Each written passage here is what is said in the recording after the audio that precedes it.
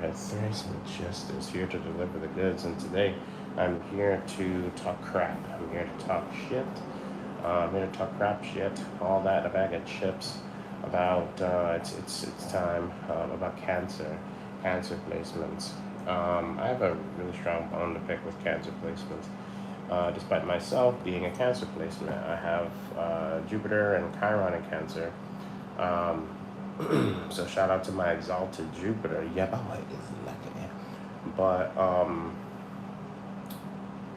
I think that before I jump into why I'm about to, actually, this is kind of why. I think that when it comes to our Chiron placements, when whatever sign house somebody has Chiron in, um, I think that people can see more of the bullshit associated with that particular sign.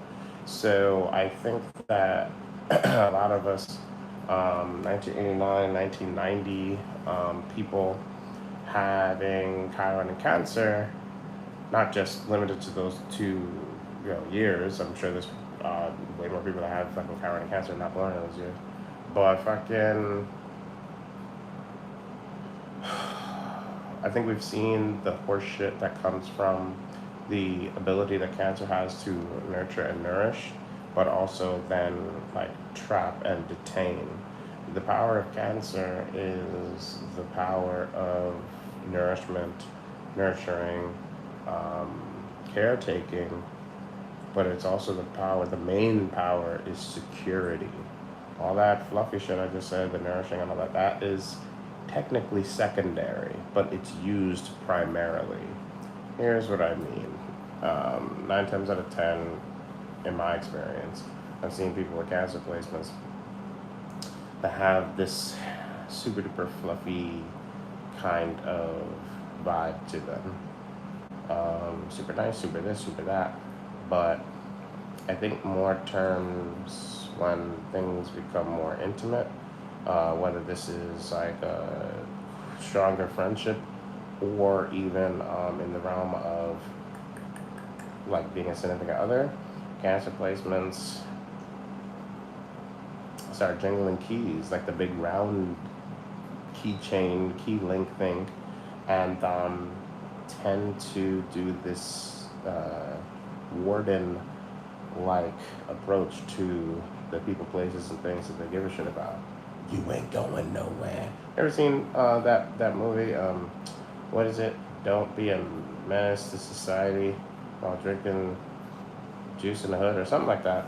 And there was some chick that one of the characters was like messing with, da da da, and they started to mess around in like I think we were in a truck, like an empty truck, like an 18-wheeler or some shit, but the back part, and they were fucking around, da da da, and I guess they're about to like smash whatever, and after that, like the girl, she said something like, "I told you I'd get a little crazy," and this is what I mean with cancer placements.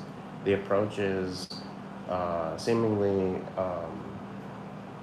soft and quote unquote innocent, but then later on in that scene, she literally turns. It's a comedy, but whatever. She turns to a fucking demon, and then the guy was trying to escape, and she was like, "Oh no, you ain't going nowhere," like that very dramatically, and like trapped him, and that was a very strong um, vibe with like cancer placements.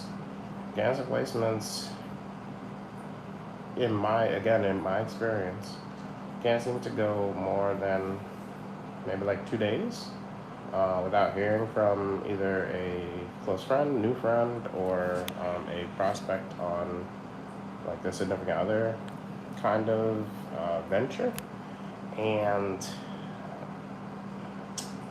essentially like werewolf out. Speaking of werewolves, I love werewolves, by the way. I fuck with the moon heavy. The moon is the ruler of Cancer.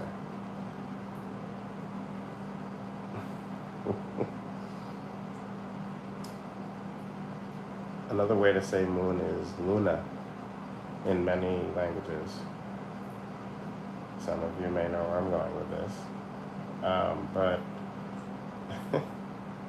Luna is also the base kind of word for lunatic or lunacy, and that long story short means crazy.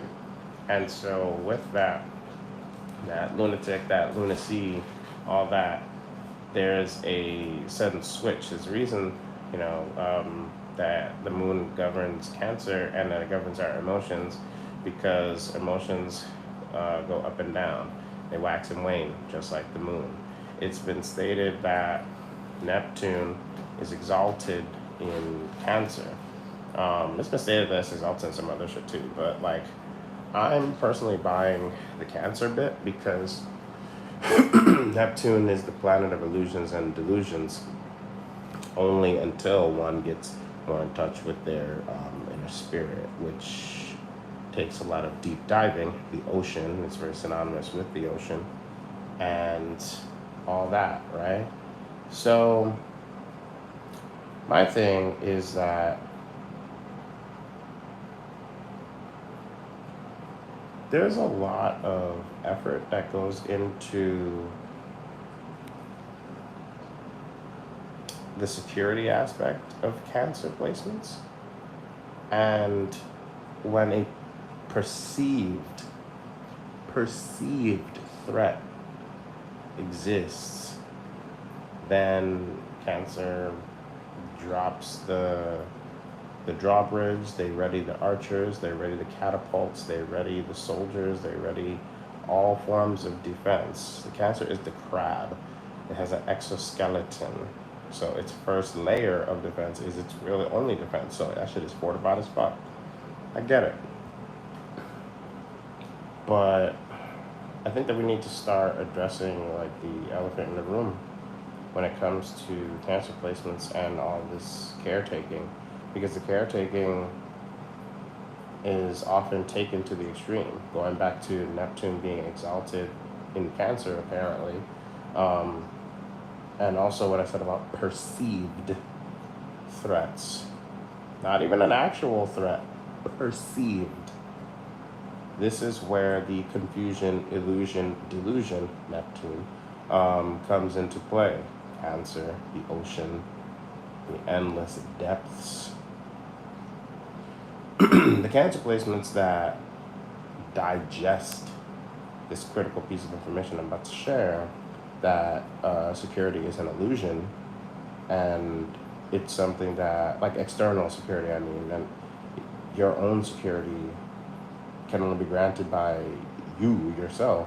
Once a Cancer placement, really anybody, but definitely Cancer placement is like, understand that, then that's when I feel that they gain access to the celestial powers that the moon brings, that Cancer brings, because they have that security within themselves. When Cancer placements stop trying to externalize and look for security in another, then that's when they thrive. Then that's when they get all the yums and all that. And there's gonna be mad people talking about some, chatterbox and jibber jabbing, all that.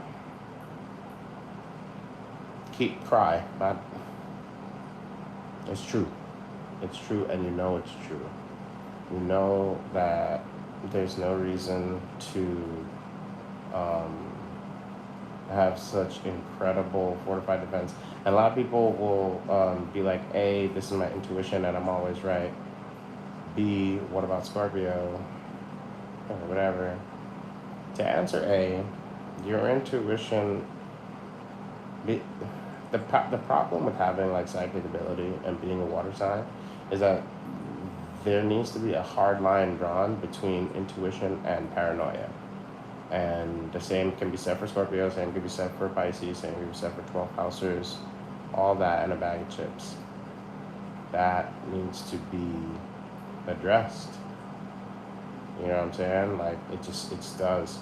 And so your intuition may be part of a self-fulfilled prophecy that you perceived a threat and thus acted accordingly and therefore manifested said threat. Now you got all these defenses and now you look crazy. Delusional. Neptune apparently exalted. Going to the thing, what about Scorpio? Scorpios can learn from this too. They're also, we are also Scorpio Sun and Rising, exoskeleton creatures. But the thing is that Scorpio won't act unless provoked. A lot of people don't think that because a lot of people think that they don't do shit to a Scorpio placement. When really, what it is that what you have done to said Scorpio placement, you did not put value in. Thus, you thought it was nothing. Thus, you think that when they sting you, it's for no reason, and that's not the case. It's just not the case, son. So, I think that something that people would benefit from when it comes to dealing with a water sign energy, but definitely Cancer energy, is just understanding that Cancer's main priority is their security, period. It's not to fluff you up. It's not even to fluff them up. They need to feel safe.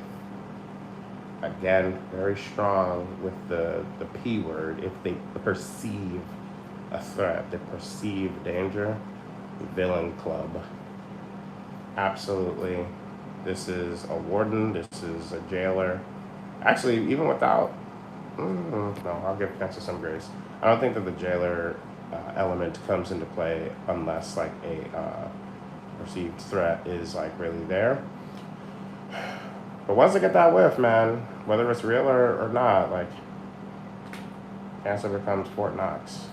And there's a problem with this because there's a number of people who have more independent spirits, and thus the enemies that you are trying to subdue, you end up creating with the same people, places, and things that you're giving this like love and attention to.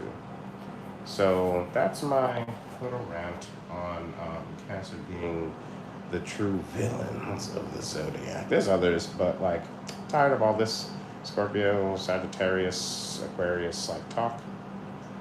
Cancer is literally right there.